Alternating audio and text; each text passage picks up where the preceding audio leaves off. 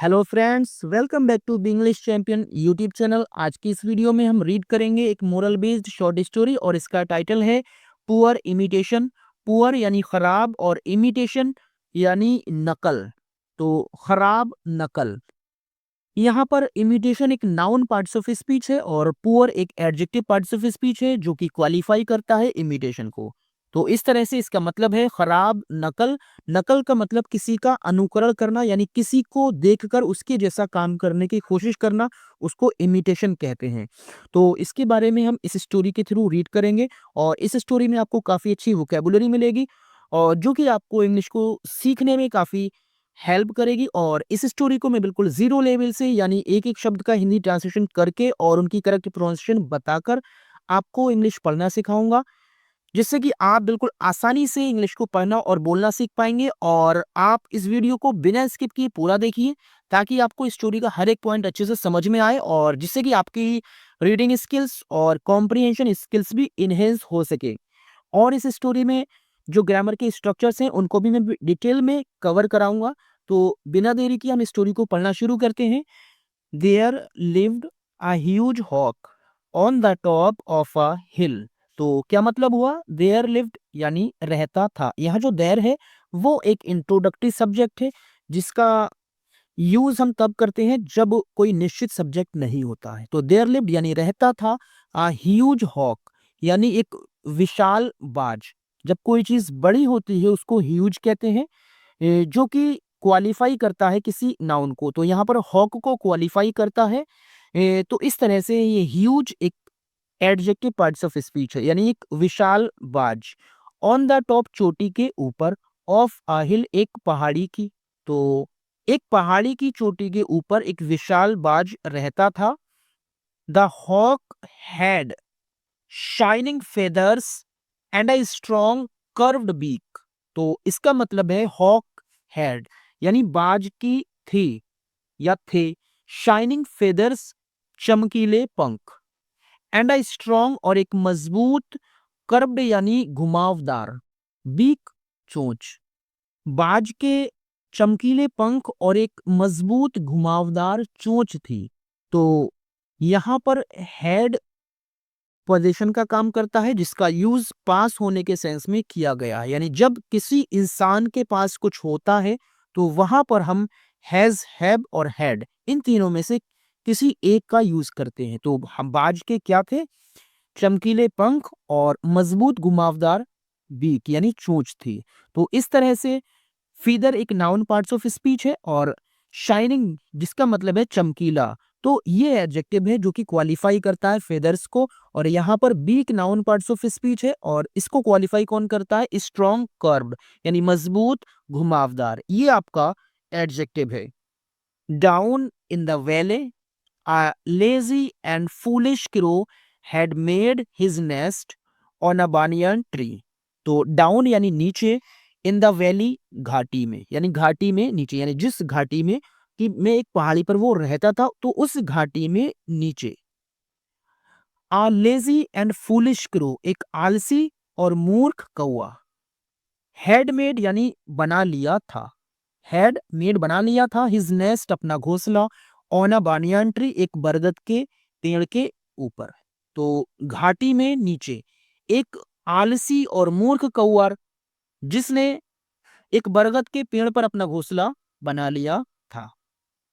The crow was so lazy that he never tried to work for getting his food. The crow was यानी था, so lazy इतना आलसी, that he never कि उसने कभी नहीं, ट्राइड कोशिश की, टू वर्क काम करने की, फॉर गेटिंग पाने के लिए, हिज फूड अपना भोजन। कौवा इतना आलसी था कि उसने अपना भोजन पाने के लिए कभी काम करने की कोशिश नहीं की। तो यहाँ पर जो सब्जेक्ट है वो आपका क्रो है और यहाँ पर जो वर्ब है वो ट्राइड, जो कि V2 यानी वर्ब की सेकेंड फॉर्म है। और यहाँ पर टू वर्क ये आपकी इन्फिनेटिव वर्ब है जिसका यूज किसी उद्देश्य को दिखाने के लिए करते हैं।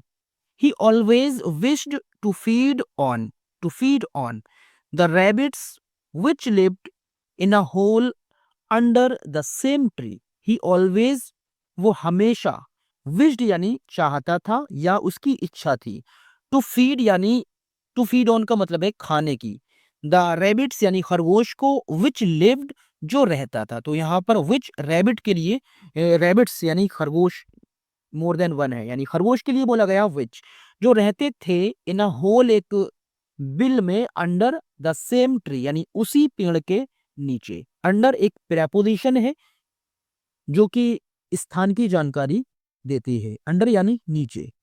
वो हमेशा खरगोश को खाना चाहता था जो उसी पेड़ के नीचे एक बिल में रहता था। The crow was an admirer of the hawk, the crow यानी कौआ, वॉज था, एन एडमायरर यानी प्रशंसक। क्या था? प्रशंसक का मतलब होता है, ये एडमायर से बना है, एडमायरर। एडमायरर एक किसी जीवित इंसान को दिखाता है, यानी एडमायरर प्रशंसा करने वाला, जिसको हिंदी में हम प्रशंसक भी कहेंगे। ऑफ द हॉक यानी बाज का। फॉर द वे, जिस तरह से, इट यूज्ड टू सूप, वो झपटता था, यूज टू सूप, सूप जो है ना, जब ऊपर से जब कोई चीज एकदम नीचे को आती है, जैसे झपटते हुए नीचे को आना, तो उसको हम सूप कहते हैं, यानी इट यूज टू सूप, वो झपटता था। ऑन द रैबिट्स, खरगोश के ऊपर, टू सीज पकड़ने के लिए, देम उनको, इन इट्स स्ट्रॉन्ग क्लॉज, अपने मजबूत पंजों में। कौआ बाज का प्रशंसक था, जिस तरह से वो अपने मजबूत पंजों में उनको पकड़ने के लिए खरगोशों के ऊपर झपटता था। After catching the prey, it used to soar high in the sky again and sit on its favourite hill to eat the rabbit. After catching यानी पकड़ने के बाद, द प्रे शिकार को, प्रे यहां पर एक नाउन पार्ट्स ऑफ स्पीच है, किसको? शिकार को। पकड़ने के बाद, इट यूज टू सोर यानी वो उड़ जाता था, यूज टू प्लस वर्ब की फर्स्ट फॉर्म। इसका यूज पास्ट की हैबिट को दिखाने के लिए किया जाता है, उड़ जाता था। हाई इन द स्काई, ऊपर आसमान में। अगेन दोबारा से, एंड सिट ऑन बैठ जाता था, इट्स फेवरेट हिल अपनी प्रिय पहाड़ी के ऊपर। टू ईट द रैबिट, खरगोश को खाने के लिए।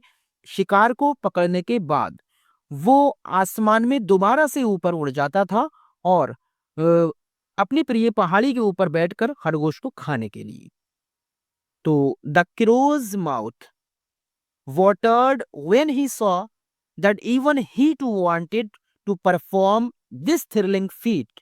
The rabbit, sorry, the crow's mouth यानी कौवे का मुंह, वाटर यानी पानी आ गया, कौवे के मुंह में पानी आ गया। यहाँ जो एस है, ये अपोस्ट्रोफी एस है, जिसका यूज का की के सेंस में किया जाता है।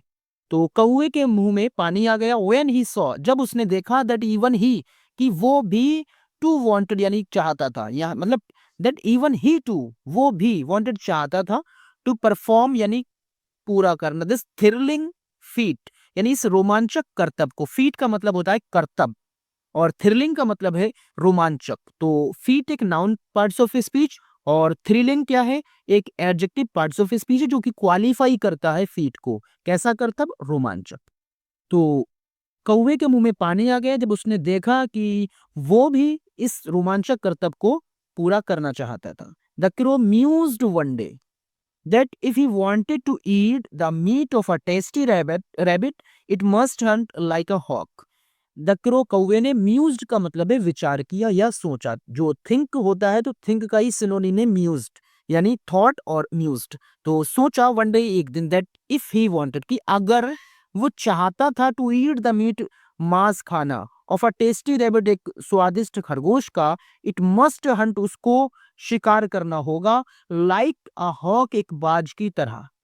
तो कौवे को एक दिन विचार आया या एक दिन कौवे ने सोचा कि अगर वो स्वादिष्ट रैबिट के खर स्वादिष्ट रैबिट के मांस को खाना चाहता था तो उसको बाज की तरह शिकार करना होगा। तो मस्ट एक मॉडल वर्ब है और जिसका यूज आवश्यक कामों को करने के लिए किया जाता है, जो काम जरूरी होते हैं। Next day the crow thought himself to be a hawk and flew high in the sky and then came down in a fast swoop to catch the rabbit sitting on the ground. Next day, अगले दिन, the crow thought, कौवे ने सोचा, himself स्वयं, to be a hawk यानी बाज की तरह बनने का। एक दिन या सॉरी अगले दिन कौवे ने बाज बनने की स्वयं को बाज बनने की सोची कि मैं भी बाज बन सकता हूँ। एंड फ्लू और उड़ा हाई ऊपर इन द स्काई आसमान में। एंड देन केम डाउन और तब नीचे आया इन अ फास्ट सूप यानी एक बहुत तेजी के साथ टू कैच पकड़ने के लिए द रैबिट खरगोश को सिटिंग बैठे हुए ऑन द ग्राउंड जमीन के ऊपर। अगले दिन कौवे ने स्वयं बाज बनने की सोची और आसमान में ऊपर उड़ा और तब जमीन पर बैठे हुए खरगोश को पकड़ने के लिए तेजी से नीचे आया। But there can not be a comparison between a hawk and a crow. But लेकिन देयर कैन नॉट बी नहीं हो सकती है अ कंपैरिजन तुलना बिटवीन बीच में अ हॉक एंड अ क्रो एक बाज और कौवे के बीच में तुलना नहीं की जा सकती है। A crow is a crow कौवा कौवा ही होता है जो कि कभी बाज नहीं बन सकता। आफ्टर ऑल आखिरकार the rabbit had already noticed the crow coming and it hid him behind the rock. After all आखिरकार द रैबिट खरगोश हैड ऑलरेडी पहले ही नोटिस्ड देख लिया था यानी हैड ऑलरेडी नोटिस्ड पहले ही देख लिया था द क्रो कमिंग कौवे को आते हुए एंड इट हिड और वो छिप गया बिहाइंड द रॉक चट्टान के पीछे। बिहाइंड एक प्रेपोजिशन है जो कि एडवर्ब ऑफ प्लेस है यानी स्थान की जानकारी देता है। तो आखिरकार खरगोश ने कौवे को पहले ही देख लिया था आते हुए और वो चट्टान के पीछे छिप गया। The crow came down blindly and dashed against the rock and died on the spot. The crow यानी कौवा केम डाउन नीचे आया ब्लाइंडली यानी बिल्कुल अंधा बनकर यानी बिना कुछ देखे एकदम नीचे आया एंड डैश्ड और टकरा गया अगेंस्ट द रॉक चट्टान से एंड डाइड और मर गया ऑन द स्पॉट उसी जगह पर यानी तुरंत ही कौवा बिल्कुल आंखें बंद करके नीचे आया और चट्टान से टकरा गया और तुरंत ही मर गया। अब बात करते हैं गिस्ट की यानी इस स्टोरी से हमें क्या सीखने को मिलता है क्या निष्कर्ष निकलता है। One needs intelligence and training to copy और इमिटेट समवन। वन यानी किसी को भी नीड्स आवश्यकता होती है इंटेलिजेंस एंड ट्रेनिंग बुद्धिमानी और प्रशिक्षण की टू कॉपी और इमिटेट यानी नकल करने के लिए समवन किसी की यानी किसी को किसी दूसरे की नकल करने के लिए ट्रेनिंग और इंटेलिजेंस की जरूरत होती है। Simply copying the others work doesn't make one as good as the original. Simply copying the others work यानी आमतौर से दूसरे के काम की नकल करना डजंट मेक नहीं बनाता है वन व्यक्ति को एज गुड इतना अच्छा एज द ओरिजिनल जितना कि जो असली होता है। यानी आमतौर से यानी मामूली तौर पर किसी के काम की नकल करने से इंसान असल नहीं बन पाता यानी इतना अच्छा नहीं कर पाता है जितना असली होता है। One should not forget one's true nature.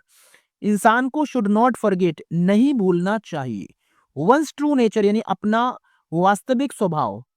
इंसान को अपना वास्तविक स्वभाव नहीं भूलना चाहिए। शुड का यूज एडवाइस के लिए किया जाता है जो कि एक मॉडल वर्ब भी है। कैपेसिटी एंड स्किल्स यानी जो किसी भी इंसान को अपने वास्तविक स्वभाव अपनी क्षमता और अपनी कुशलता को नहीं भूलना चाहिए। The crow forgot all that and died trying to swoop down like a hawk. The crow forgot all यानी सब कुछ ऑल दैट वो सब कुछ भूल गया। जो कौवा था वो इमिटेशन में यानी बाज की इमिटेशन के लिए यानी उसकी नकल करने के लिए कौवा सब कुछ भूल गया एंड डाइड और मर गया ट्राइंग कोशिश करने में टू सूप डाउन झपटने के लिए लाइक का हॉक बाज की तरह झपट्टा मारने की कोशिश में वो मर गया। तो दोस्तों वीडियो अच्छी लगी हो तो लाइक और शेयर कर दीजिए और चैनल पर नए हैं तो सब्सक्राइब भी कर दीजिए और वीडियो कैसी लगी तो ये कमेंट बॉक्स में जरूर बताइएगा। Thank you for watching the video.